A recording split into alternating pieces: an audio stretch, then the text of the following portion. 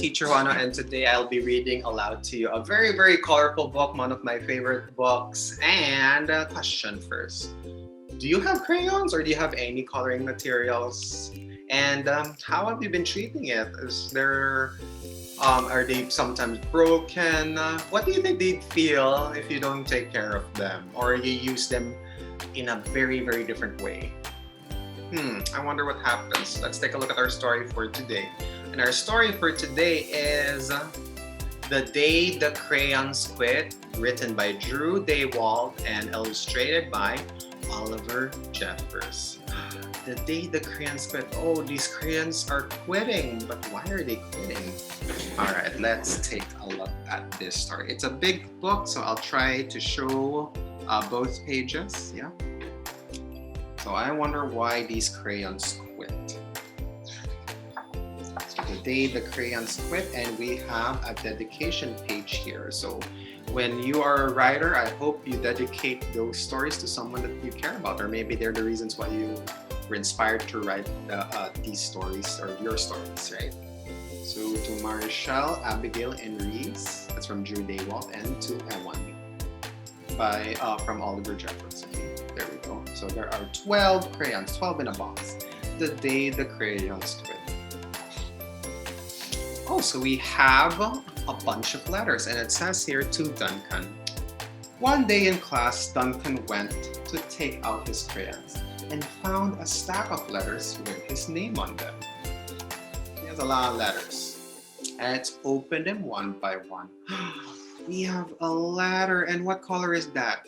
And I can see the word, it's red. So is this a letter from the Red Crayon? Let's see. Let's read what the Red Crayon has to tell him.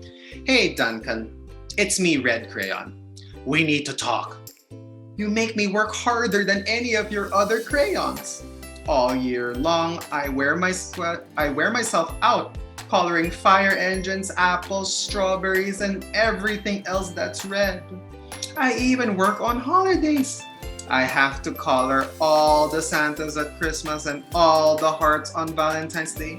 I need a rest. Your overworked friend, Red Crayon. Oh no, he's overworked. Yeah, do you use your red crayons for Christmas or for the fire engine or Apple or Valentine's Day? Look at him, he's overworked, and that means he's tired. So he wants rest. Okay, it looks like we have another color here, and this one is from the Purple Crayon. All right, I will read his letter to you.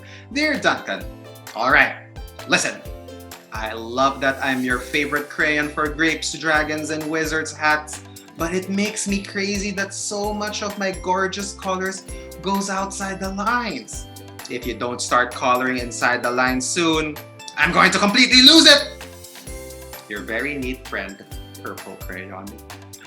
So his complaint is that Duncan's not very neat. He colors outside the lines. And look at that. I think we can see it. It's going outside the lines. Are you this kind of artist? When I was a kid, I was. So Purple Crayon would be mad at me too. All right. What color is this? Is it brown? And he only has one illustration. I wonder what he's trying to say. Let's read his letter. Dear Duncan, I'm tired of being called light brown or dark tan because I am neither. I am beige and I am proud. I'm also tired of being second place to Mr. Brown Crayon. It's not fair that Brown gets all the bears, ponies, and puppies while the only things I get are turkey dinners if I'm lucky, and wheat. And let's be honest, when was the last time you saw a kid excited about coloring wheat? Your beige friend, Beige Crayon. Oh, he's not brown, he's beige. And you know what? That's his name. Your name is very important, kids. That means there's only one of you in the world, okay? So he's not brown, but his name is Beige, and he doesn't get a lot of opportunities to color. Only wheat, or if he's lucky, just turkey dinners. So if you notice Beige in your crayons, maybe you wanna give him a little chance. Whoa, this is big art. Wonder who's this? What color do you commonly see? And there he is. He looks so scared, and there's a little penguin there. Wonder what he has to say. Duncan, Gray Crayon here. You're killing me. I know you love elephants, and I know that elephants are gray, but that's a lot of space to color in all by myself. And don't even get me started on your rhinos, hippos, and humpback whales. You know how tired I am after handling one of those things? Such big animals. Baby penguins are gray, you know. So are very tiny rocks, pebbles. How about one of those once in a while to give me a break? Your very tired friend, Gray Crayon. Oh, so Gray Crayon is just like the Red Crayon. And look, so much gray, and because they're huge. That's why he's tired. And he has a suggestion. There we go. Yeah, baby penguins are gray and pebbles too. So there we go. You can actually suggest just like the Gray Crayon. He's a problem solver, isn't he? Oh, do you have any clue what crayon this is? You can only see the eyes of something, and also there. I wonder who this is. And wow, this letter is written on a black piece of paper. I think you already have a clue. Looks like this is from the White Crayon. I wonder what he's feeling or what he has to say to Duncan. Dear Duncan, you color with me, but why? Most of the time, I'm the same color as the page you are using me on, white. If I didn't have a black outline, you wouldn't even notice I was there.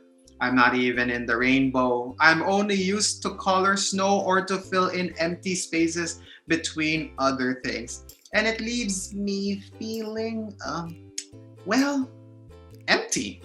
We need to talk. Your empty friend, White Crayon. Oh, are you someone who also colors the white page with White Crayon? He has a good point. Why would we still color the page when it's already white? Okay, so that's a very interesting case for White Crayon. Makes him feel empty. All right, looks like we have the opposite of white, and you know who that is? It is black. Let's see what the Black Crayon has to say. Hi, Duncan. I hate being used to draw the outlines of things that are colored in by other colors, all of which think they're brighter than me. It's not fair when you use me to draw a nice beach ball and then fill in the colors of the ball with all the other crayons. How about a black beach ball sometime? Is that too much to ask? Your friend, Black Crayon. Oh, he feels left out because, yeah, sometimes we choose the other colors because they're brighter or colorful.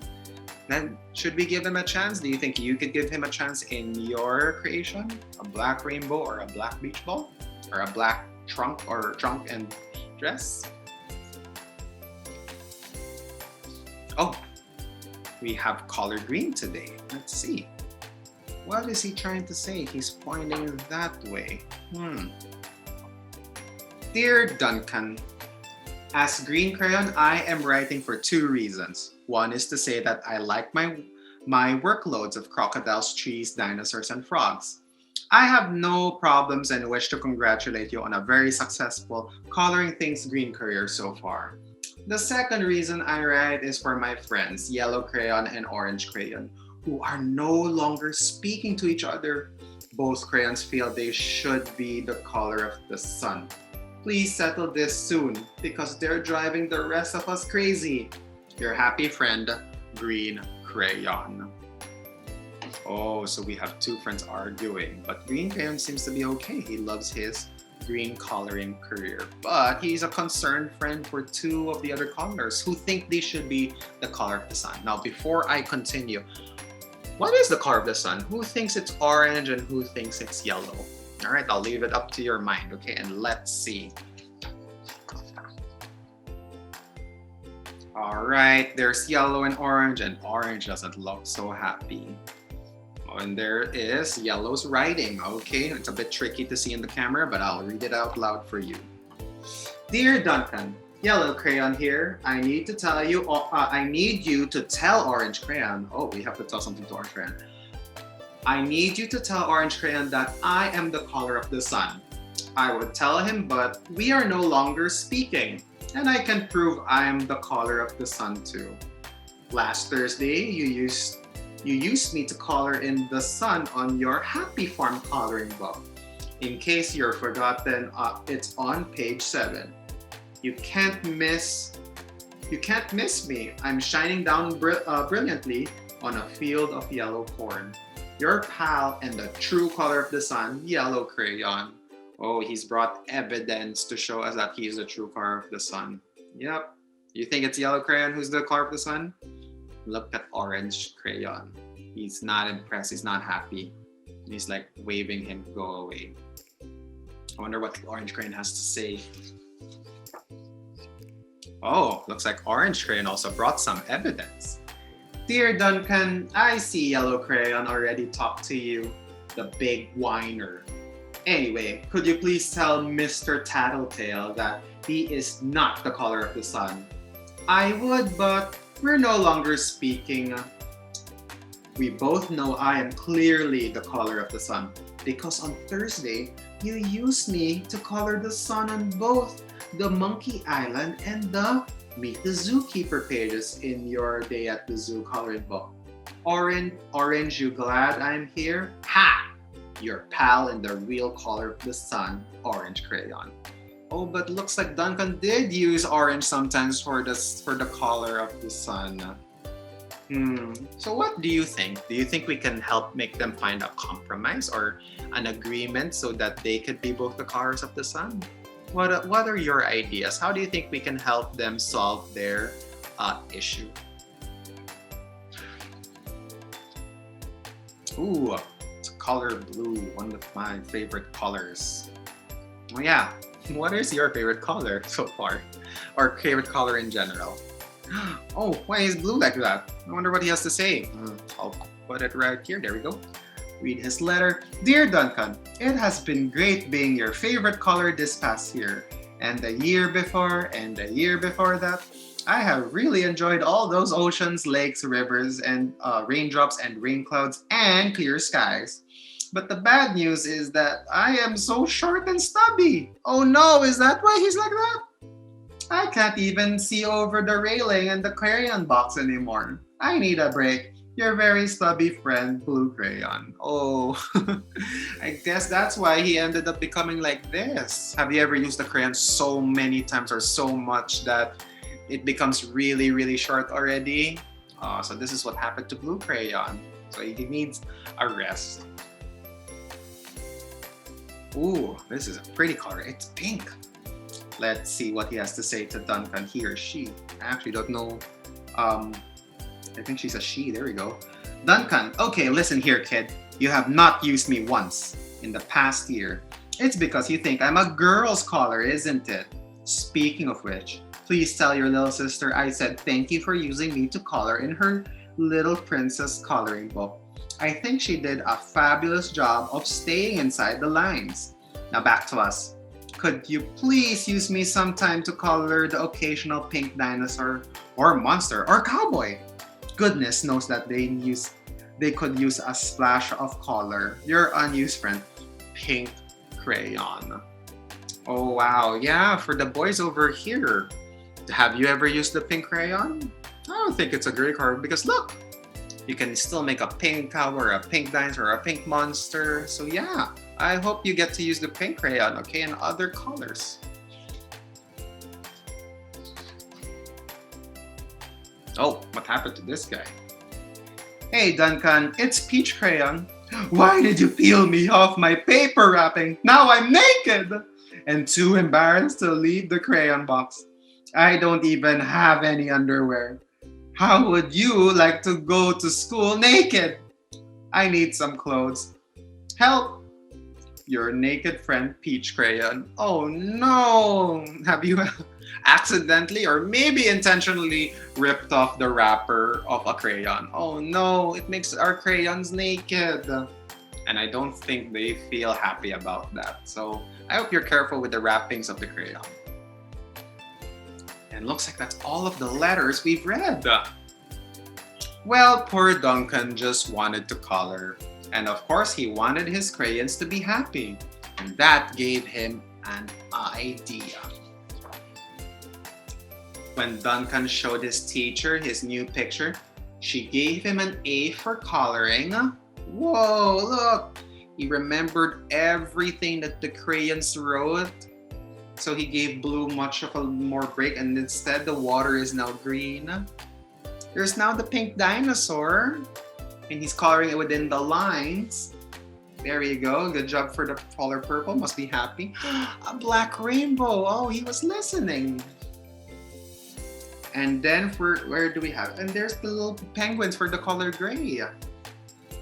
There we go. And Santa is now on break, not so much red. He listened to all the crayons' complaints and did something about it. So he gets an A. He gets an A for coloring and an A plus for creativity. There we go. And that ends our story. The day the crayons quit. So kids, I hope you enjoyed that. And maybe just like the crayons, if something's not right, maybe you could write a letter to let them know what maybe things that are uncomfortable to you, and maybe hopefully, and maybe they will listen so that we could adjust. Just like the crayons, they had different complaints, but when they wrote to Duncan, Duncan listened and did something about that, and he was able to answer everyone's problem. So that's our story for today. I hope you enjoyed, and please enjoy the other teachers' read-alouds. Thank you.